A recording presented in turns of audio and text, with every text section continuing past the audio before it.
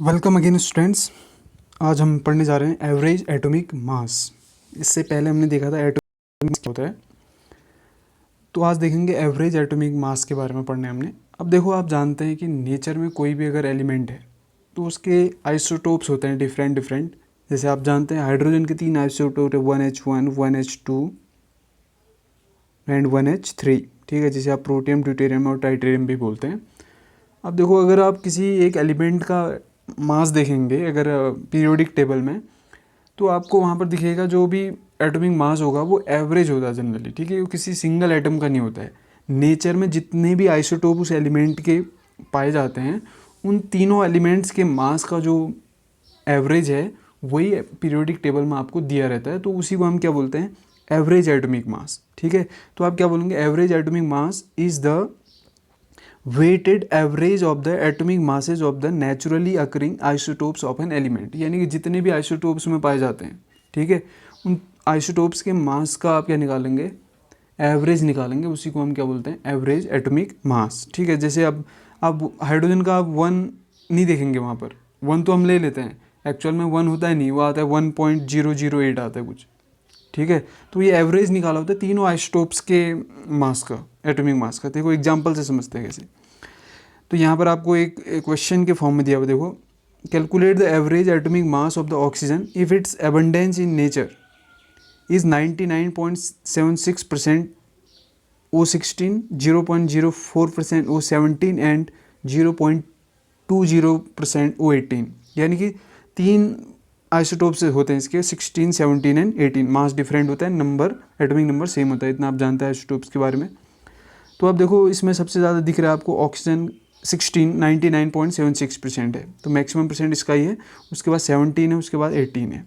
ठीक है, तो अब देखो, आप सिंपल वहाँ पर जो एटॉमिक मास लेते हैं किसमें, जो पीरियोडिक टेबल में देते हैं, वो तीनों का एवरेज होता है। ठीक है, तो तीनों का आपको एबंडेंस दिया हुआ है, ठीक है, और एटॉमिक मास दिया हुआ है। तो इससे आप क्या निकालेंगे, इन तीनों का एवरेज निकालेंगे। ठीक है, कैसे निकालते हैं आप देखो, आप उस पर्टिकुलर एलिमेंट का mass into percentage of abundance, ठीक है, plus mass of another isotope into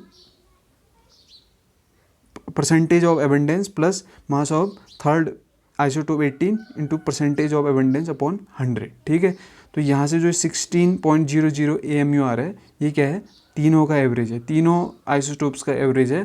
तो इसी को हम क्या बोलते हैं, एवरेज एटॉमिक मास। ठीक है, जैसे अगर आप देखें क्लोरीन है, ठीक है, क्लोरीन के 2 आइसोटोप्स होते हैं नेचर में, जानते होंगे आप, क्लोरीन 35 एंड क्लोरीन 37। ठीक है, ये 2 आइसोटोप्स हैं। तो अगर पीरियोडिक टेबल में अगर आप वहाँ पर देखोगे तो एटॉमिक मास आपको मिलेगा 35.5 AMU। ठीक है, या म्यू भी बोलते हैं उसको शॉर्ट में। तो अब ये 35.5 कहाँ से आ रहा है, ये दोनों आइसोटोप्स का हमने क्या निकाला है, एवरेज निकाला है। ठीक है, उसका परसेंटेज ऑफ एबंडेंस या रेशियो के फॉर्म में आपको दिया होगा वो, तो उससे एवरेज निकालेंगे तो आपका आएगा 35.5 म्यू आता है। तो इसी मास को हम क्या बोलते हैं, एवरेज एटॉमिक मास। ठीक है, इतना क्लियर हुआ सभी को। अब एक चीज़ और होता है हमारे पास, ग्राम एटॉमिक मास। एक तो आपने देख लिया एवरेज एटॉमिक मास, सबसे पहले तो आपने देखा एटॉमिक मास, उसके बाद आपने देखा एवरेज एटॉमिक मास, उसके बाद ग्राम एटॉमिक मास।